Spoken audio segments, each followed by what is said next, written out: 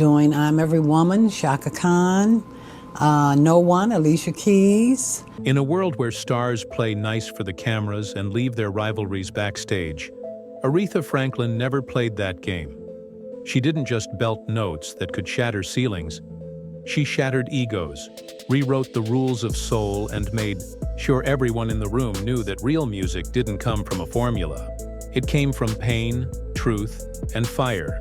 While millions adored her as the Queen of Soul, behind the curtain, Aretha was known for something even more formidable: her refusal to let anyone, not even the world's biggest bands, dilute what soul music meant.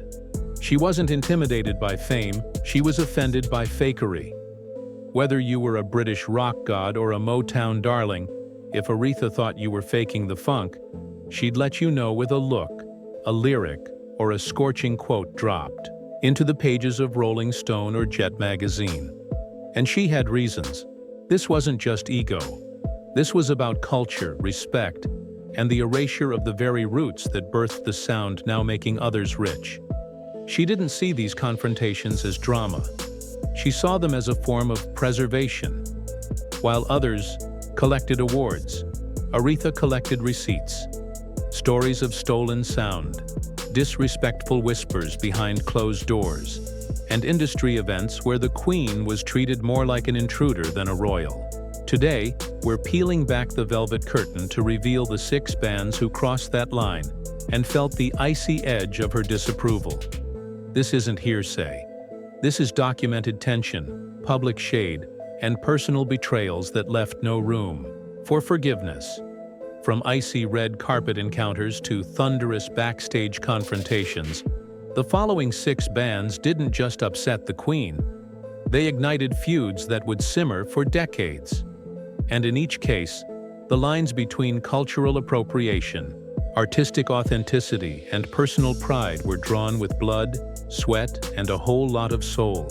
So if you thought Aretha's greatest hits were just about love and heartbreak, get ready, because the real story is even juicier than her lyrics.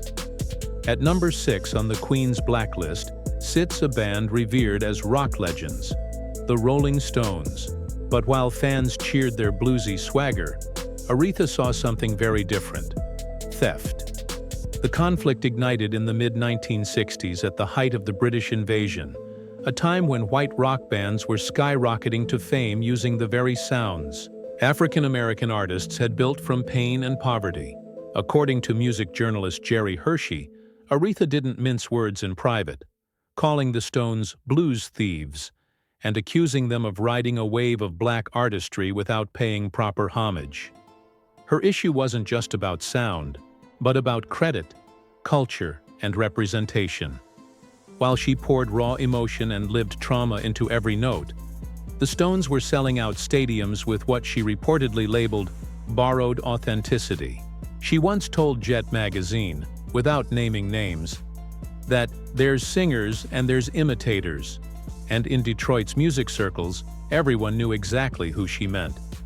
The tension peaked at a 1969 music industry event when Jagger reportedly approached Aretha with praise, only to be met with a cold shoulder and a murmured dismissal about rock cosplay. It wasn't just about one comment. It was about a career's worth of watching others succeed, using the tools her community had forged. For Aretha, the Stones represented a line that had been crossed too many times, not just by them, but by an entire industry. And she made sure they knew she saw through the act. While most feuds stayed behind closed doors, the icy war between Aretha and the Supremes glittered in full public view, cloaked in diamonds, award show smiles, and backstage daggers. The Supremes, led by the polished and poised Diana Ross, represented Motown's crossover dream: slick, camera-ready, and radio-friendly. But Aretha? She was church-born fire, rougher around the edges, unapologetically raw, and uninterested in taming her truth. That contrast quickly spiraled into animosity. Ross allegedly called Aretha a church singer trying to play in the big leagues during a confidential label meeting in 1967. And from there, things only got worse. Aretha's rapid rise wasn't just a threat to the Supremes' dominance, it was a threat to their entire brand. Industry insiders whispered that Ross saw Franklin's emotional performances as unprofessional, labeling her signature gospel wails as shouting rather than singing. But Aretha wasn't interested in polite stagecraft. She was there to testify, not perform. The Cold War erupted into open frost at the 1968 Grammys after-party, where Ross publicly dismissed Aretha's talent with a backhanded line about basic church singing. Aretha never forgot, and she never forgave. For her, the Supremes weren't just rivals. They were symbols of a system that demanded black women mute their intensity to fit into a pop box, and that was a compromise the Queen would never make. They were the Fab Four, beloved around the world, lauded as geniuses, and worshipped as pop royalty. But to Aretha Franklin, the Beatles' friendly smiles and mop-top charm masked a deeper disregard for what she stood for. The tension, reportedly, began in the mid-60s when both acts dominated their lanes. The Beatles with harmonized perfection, Aretha with visceral soul. Paul McCartney once told journalists that Aretha's sound was too intense for mainstream audiences, subtly suggesting that raw black emotion had its limits in pop music. John Lennon reportedly went further, dismissing her gospel passion as histrionics that made people uncomfortable at dinner parties. He believed music should unify, not challenge, a view Aretha found offensively naive. Their philosophies clashed during a cultural moment where the Beatles wanted escapism, while Aretha demanded engagement. Things reached a boiling point when McCartney rejected a proposed collaboration with Aretha, reportedly stating, "We're trying to spread joy, not remind everyone how hard life can be."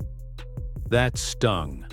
While Lennon praised artists like Dusty Springfield in interviews, Aretha was noticeably absent from their list of respected female vocalists. For the Queen, it was clear. They saw her power as a problem, not a gift. And that, in her eyes, exposed a deeper truth about what the industry valued and what it tried to silence.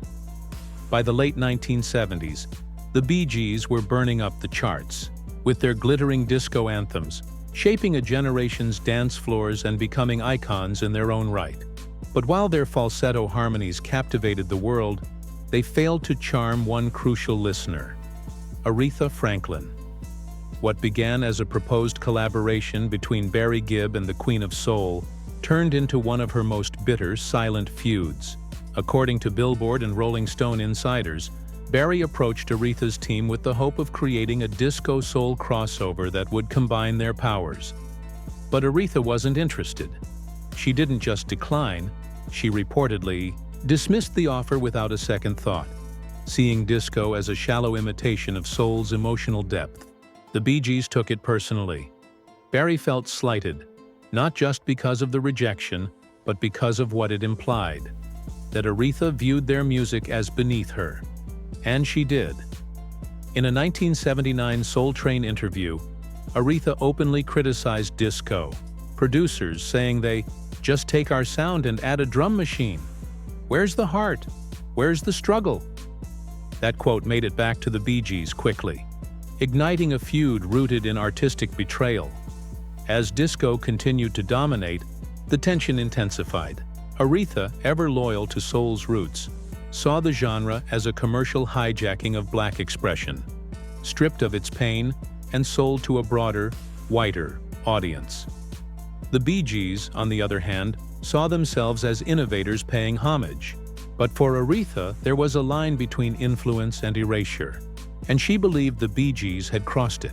She reportedly told Jet magazine that what they were doing was commercialized soul, a fast food version of something sacred.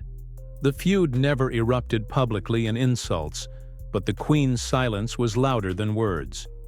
She never appeared on disco-themed specials, never praised the Bee Gees in interviews, and never extended the hand of peace.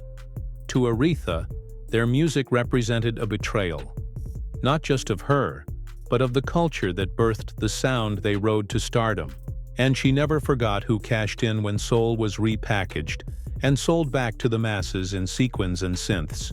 Fleetwood Mac may have perfected pop rock polish, but when their layered harmonies clashed with Aretha Franklin's gospel thunder, sparks didn't fly, they scorched. This wasn't just a rivalry between two musical powerhouses.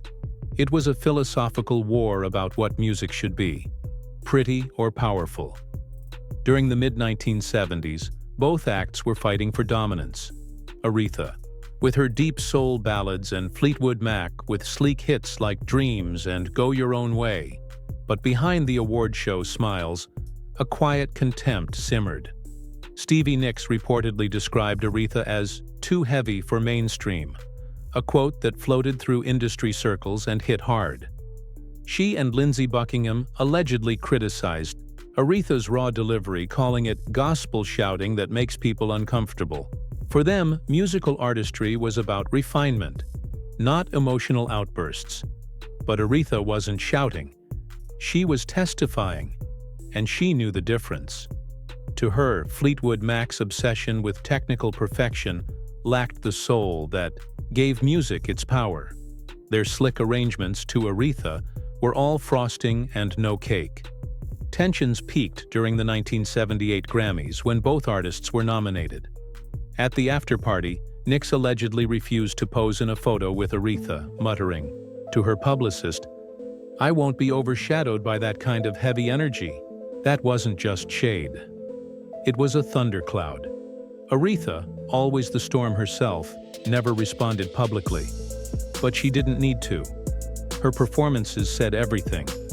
Her voice cracked open hearts, while Fleetwood Mac's critiques landed like ice cubes in a whiskey glass, cold, sharp, and slow to melt. This was never about personal insults. It was about the soul of music itself. Aretha believed in messiness, in imperfection, in truth. Fleetwood Mac believed in control.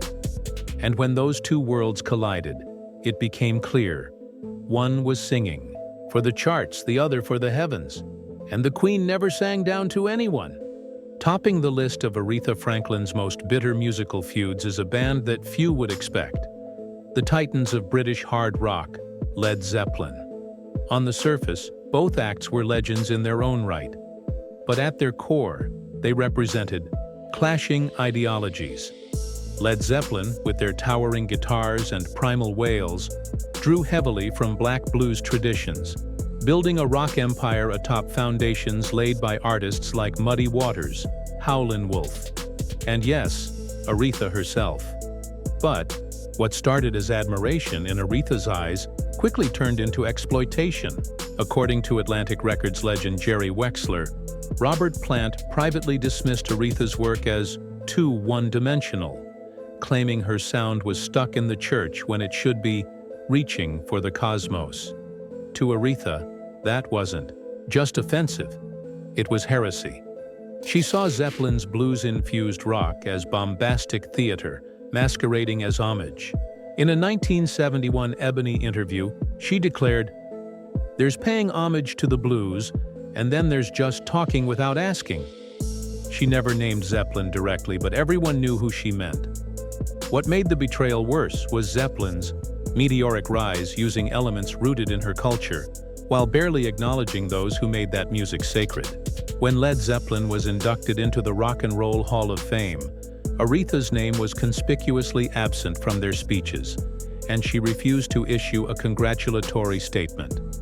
It was the ultimate cold shoulder from a woman who rarely let such moments pass in silence. Aretha didn't hate Led Zeppelin for their success. She hated what they represented, an industry where black innovators paved the road while others raced ahead, waving borrowed flags. For her, Zeppelin wasn't just another band. They were the symbol of a larger cultural theft that she'd fought her entire life. And no matter how many platinum records they earned, she believed they were standing on sacred ground without permission. In the end, the story of Aretha Franklin's most bitter feuds isn't just about who said what or who got snubbed at a party. It's about something much deeper. The ongoing fight over who gets to define culture, who gets credit, and who gets erased. For Aretha, these weren't just rivalries. They were battlefields. Her confrontations weren't about jealousy or pettiness. They were about protecting the heart of a sound born from struggle, from churches, from cotton fields and broken homes, from lives lived loud and proud despite everything. She watched as the world praised slick versions of pain she had lived, polished remixes of emotions she had survived. And she fought back, not with gossip columns, but with grit that echoed in every soul-shattering high note she sang. To some, her intensity made her difficult. To others, it made her dangerous. But to those who understood what was at stake, her fans, her peers, her community, it made her royalty. Whether she was refusing a photo op or shading a rock god. With one sentence, Aretha's message was always the same. Soul isn't a style, it's a story. And you can't steal what you don't understand. So was she justified in these legendary feuds? Maybe. Or maybe she was just the only one brave enough to say what needed to be said. The Queen didn't just sing for applause. Ibiru, she sang for justice. And that's why she still reigns, long after the last note fades.